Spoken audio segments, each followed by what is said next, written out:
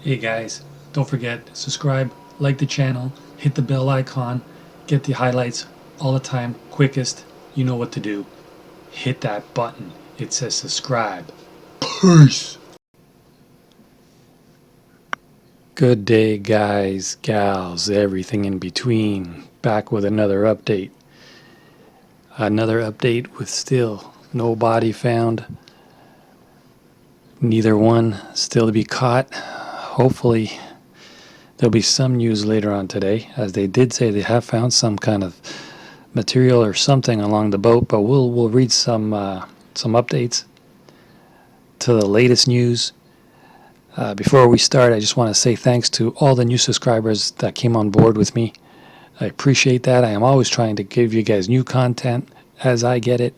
There will be different cases I will be covering, not just the Canada Manhunt, but a lot of other places all over the world. For now, we are focusing on the two BC bastards, known as initials KM and BS. How appropriate, BS. Anyways, let's find out what the latest is. These posts are from the last 2 hours, so it's all updated always. Before we start, let me just say, please subscribe, hit that bell icon so you'll be notified every time I do make a new video, which is I'm trying at least once to twice daily. It's not so easy, but I appreciate everybody coming on board and following me. And let's get started with today's latest updates. So it says here the public has not seen pictures of KM and BS sitting in the RAV4.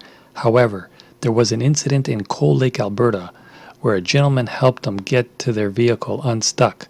According to his account, there was only 2 of them, and there was the checkpoint stop in Split Lake that also suggested only 2 in the vehicle. Where do you think the third person may have been hiding during these encounters? Should we dismiss these encounters because there are no pictures? Just my opinion. Here is a reply to that. There is no third person. Completely made up. Yesterday I posted there was 9 kilometers along the river by boat. Let's see what this person replies. They said, that's what I was wondering too. 9 kilometers along the river implies the items were scattered, is what I'm thinking. Makes me think they were in the boat and they overturned. If the items were all in one location, then that's a different story.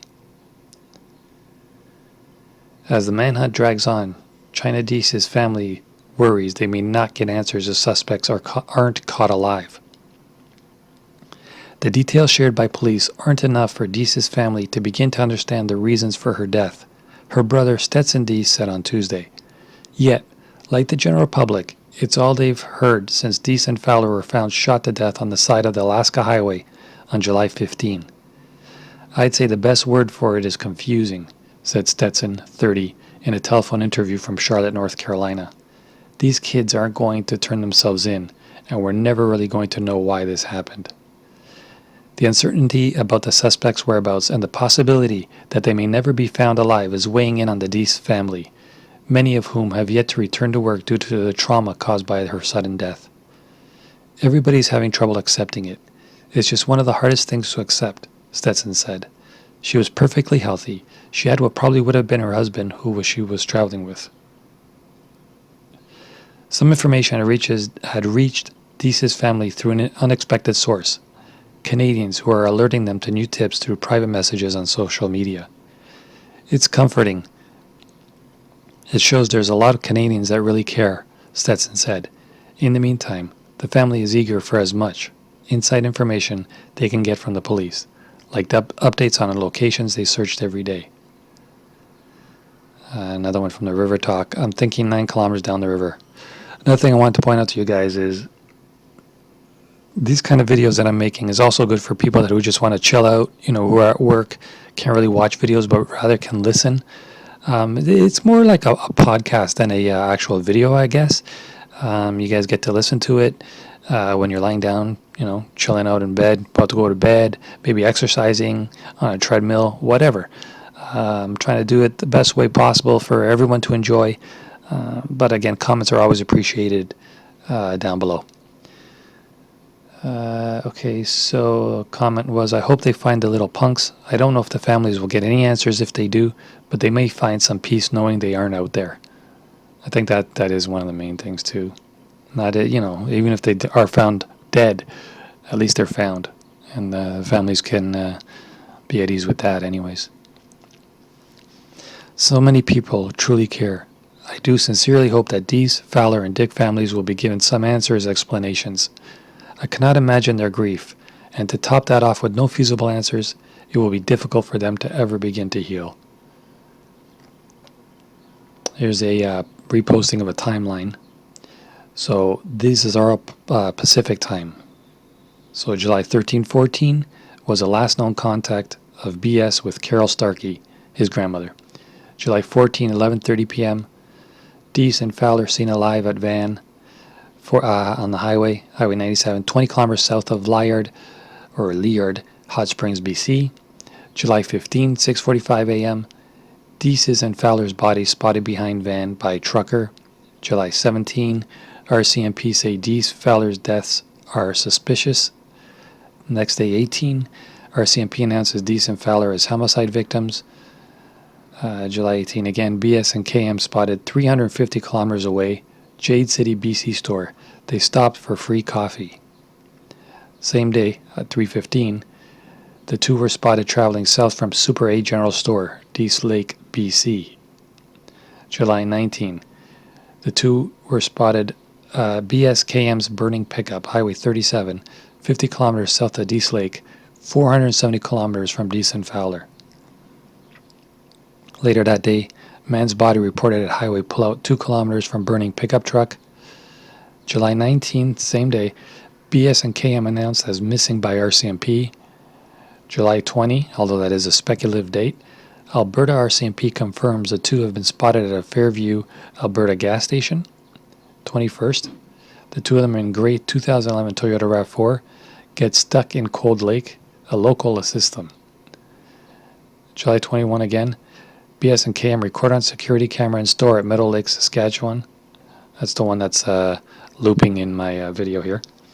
July 22nd, BS and KM pass through alcohol checkpoint by band constables at Split Lake, Manitoba.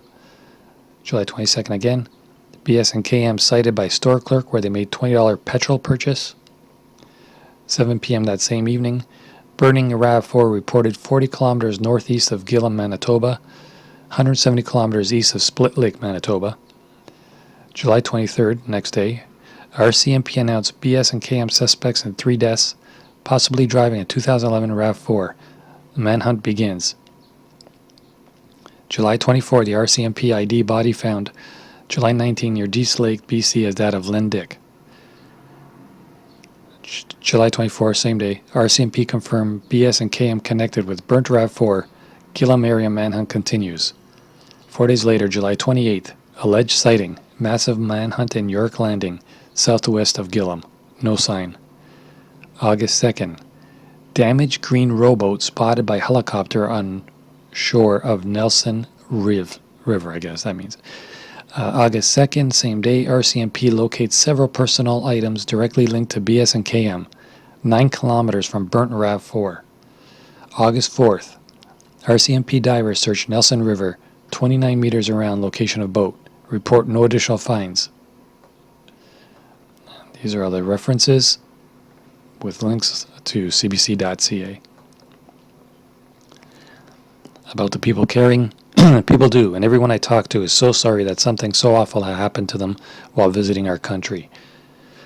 I don't think if the fugitives were caught and went to trial that it would explain anything. The pair would lie and deny involvement, and the family would be no closer to an answer. There is never going to be a cut and dried reason why. Well, we don't know that. Unless they confess. After this amount of time in the wild and deprivation, who knows where they are mentally? We need Jim Smith, the OPP officer who interrogated Russell Williams, to talk to these two. There's hardly any guarantee of that either. The family is hoping for only a perfect outcome where the two are found, confess, show deep insight into their behavior, and are able to give them all the answers.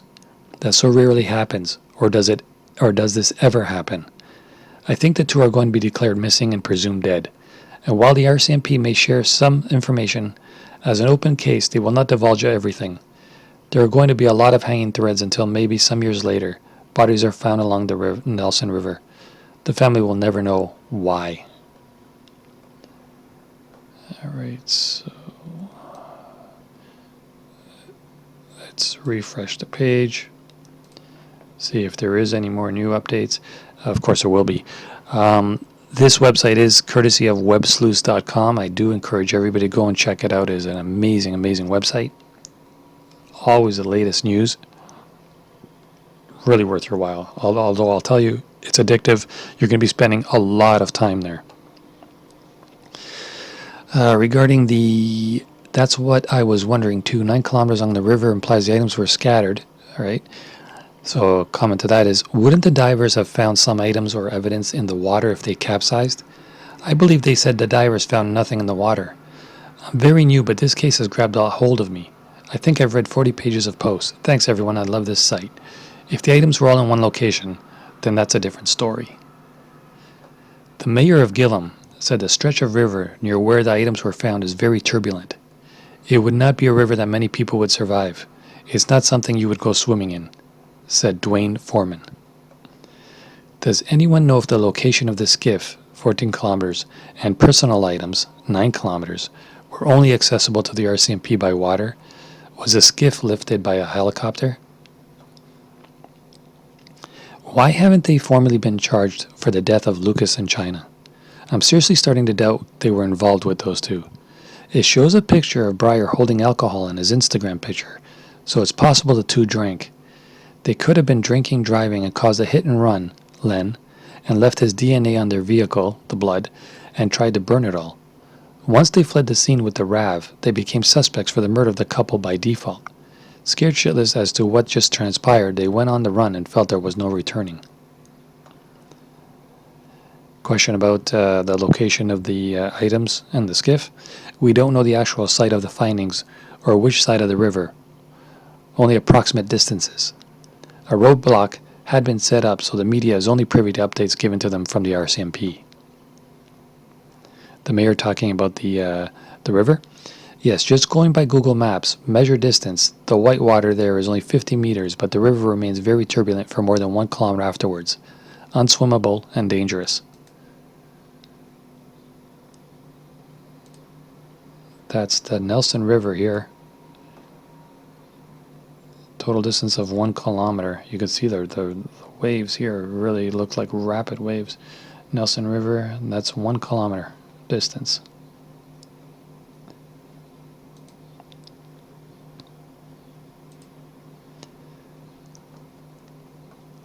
Wouldn't the divers have found some items? I agree. I wonder if there's a dam or blockage downstream that they have checked. The RCMP are not going to publicly name people murder suspects unless there are clear and concrete reasons to do so. Suspects by default might be a thing of an investigation, but we're well past that once people are publicly named. Very interesting. They must have some reason to pull out or scale back. Perhaps bodies, or maybe good evidence that they are deceased? Manitoba RCMP's Facebook post gives a little more info than their tweet. Alright, let's see what here this goes on. On August 2nd, 2019, RCMP located several items on the shoreline, approximately 9 kilometers from where the burnt vehicle was located. RCMP have confirmed that these items are directly linked to the suspects. That same day, a damaged boat was also found along the Nelson River. Based on this information, RCMP Underwater Recovery Team, URT, were immediately deployed. On August 4, 2019, URT conducted a thorough underwater search approximately 29 meters around the location where the boat was found. The search did not uncover any additional items linked to the suspects. So it does sound like everything was found August 2nd and nothing since. That combined with the "we don't see any way they can pose a threat anymore" quote from yesterday indicates to me that the RCMP believes they drowned. An RCMP spokesperson declined to tell CBC News what they found, citing the ongoing investigation, but said they were personal items. So not just camping equipment from the sound of it. Personal items indicates to me something like clothing. Maybe Bryer's camo jacket, as we theorized yesterday, or maybe it was their gun, like someone theorized yesterday. I don't know if they would be dumb enough to take their IDs from the RAV4 on their fugitive wilderness adventure, but who knows. Them not being charged yet doesn't mean they are innocent. There could be a number of reasons as to why they haven't been charged. When I was in high school, my friend's stepmother went missing, and it was later discovered she had been murdered by a serial killer. He was not charged for all of the murders he was suspected of, but there was no doubt he was guilty in my opinion. In addition to that, the two may have figured their best chance of escape was tackling the river under the cover of darkness during the night. Random thought. What if the personal items were their blood on the rocks or something? Edit. Or their clothing soaked in blood. Personal items sounds to me like a toothbrush and things of that nature. I wonder if they brought that along. Bryer definitely looked clean-shaven in that surveillance video. In any case, it's sounding like they found items that these two would not be willingly have left behind. I'm also suspecting that the items were washed up on shore and not merely left behind along the shore. Items found washed up on shore would imply that they were either tossed into the river or once in a boat that capsized, but I'm just speculating here. That is the latest updates, guys. That's from 5 minutes ago. We will be posting a lot more updates as the days go by, as the hours go by, as the minutes go by. Whenever there is something new, I will definitely be posting it. Again, if you guys want to follow me, I would appreciate that a lot. Just subscribe to the channel. Hit that bell icon so you can get notified of the latest updates. As well as leaving a thumbs up. I would appreciate that as well. Leave a like. Anything to help me out would be greatly encouraged, helpful. Any negative or positive comments, leave them in the comments below. I don't mind either. I will reply to each and every one of you. I appreciate all your time. I will be back later on with another video. For now, I am done. You know what's coming. Guys, gals, everything in between. Have a good day, evening, wherever you may be. I will talk to you all later. Peace.